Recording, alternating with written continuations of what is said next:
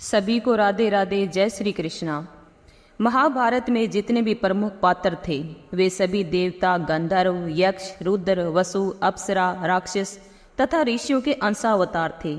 उनमें से शायद ही कोई सामान्य मनुष्य रहा हो। महाभारत के आदि पर्व में इसका विस्तृत वर्णन किया गया है। तो आओ जानते हैं कि कौन किसका अवतार था। सबसे पहले भगवान श्री कृष्ण।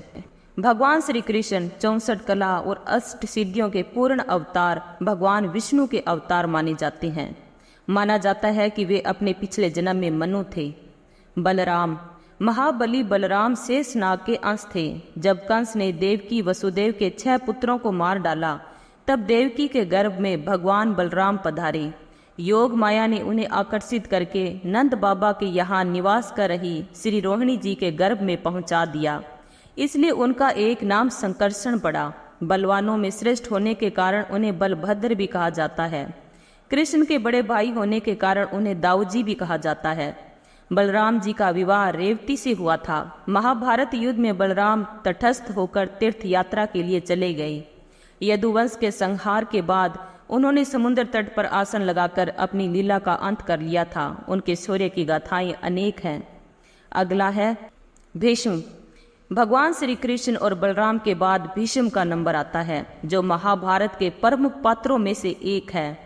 ध्रुव नामक वसु ने ही भीष्म के रूप में जन्म लिया था। वशिष्ठ ऋषि के श्राप व इंद्र की आज्ञा से 8 वसुओं को शांतनु गंगा से उत्पन्न होना पड़ा। 7 को तो गंगा ने नदी में बहा दिया, जबकि 8वें वसु ध्रुव जिंदा रह गए। वही भीष्म थे, जिनका प्रारंभिक नाम देवव्रत था, यानी कि भीष्म ध्रुव के अवतार थे। अगले हैं द्रोणाचार्य। भीष्म के बाद द्रोणाचार्य को सबसे अहम माना जाता है। देवगुरु बृहस्पति ने ही द्रोणाचार्य के रूप में जन्म लिया था। उपरोक्त के बाद अश्वत्थामा सबसे अहम है। द्रोणाचार्य के पुत्र थे अश्वत्थामा। पिता पुत्र की जोड़ी ने मिलकर महाभारत में कोहराम मचा दिया था। अश्वत्थामा को महादेव, यम, काल और क्रोध के सम्मिलित अंश से उत्पन्न किया गया था। उसके बाद देवताओं में सबसे प्रमुख सूर्य देव के पुत्र थे कर्ण। कर्ण सूर्य के अंशावतार थे। कर्ण के बारे में सभी जानते हैं कि वे सूर्य कुंती पुत्र थे। उनके पालक माता पिता का नाम अधिरथ और राधा था। उनके गुरु परशुराम और मित्र दुर्योधन थे। हस्तिनापुर में ही कर्ण का लालन पालन हुआ। उन्होंने अंग देश के राज सिंहासन का भार संभाला।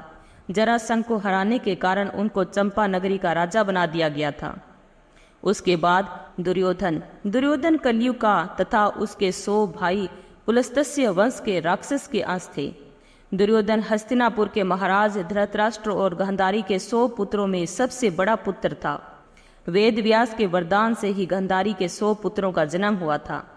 दुर्योधन के असंख्य कुकृत्य के कारण कौरव और पांडवों में युद्ध आरंभ हो गया।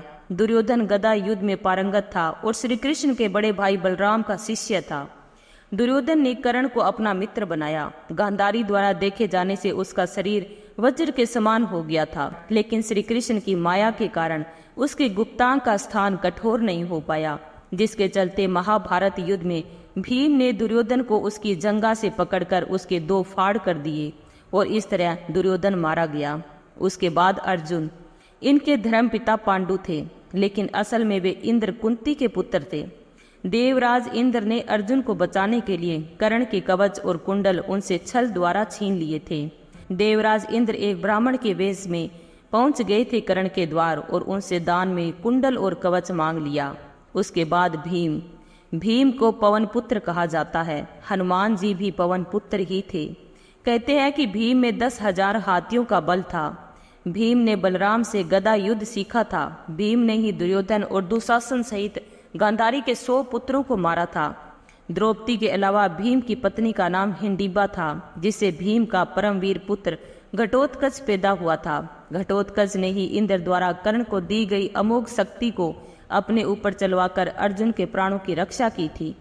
उसके बाद युधिष्ठिर धर्मराज कुंती के पुत्र थे। युधिष्ठिर के धर्मपिता पांडु थे और वे 5 पांडवों में सबसे बड़े भाई थे।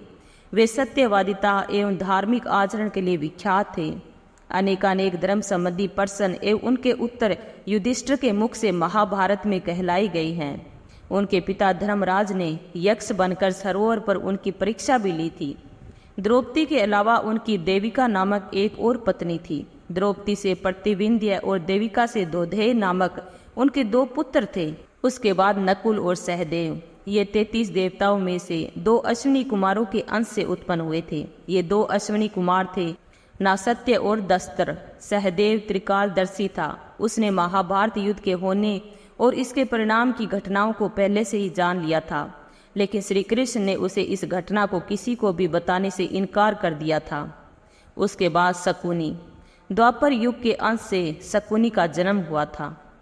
उसके बाद धृतराष्ट्र और पांडु, अरिष्टा के पुत्र हंस नामक गंधर्व धृतराष्ट्र तथा उसका छोटा भाई पांडु के रूप में जन्मे। उसके बाद विदुर, सूर्य के अंश धर्म ही विदुर के नाम से प्रसिद्ध हुए। और कुंती और माद्री के रूप में सिद्धि और धृतिका का जन्म हुआ था। उसके बाद गांधारी, मति का जन्म राजा सुबल की पुत्री गांधारी के रूप में हुआ था।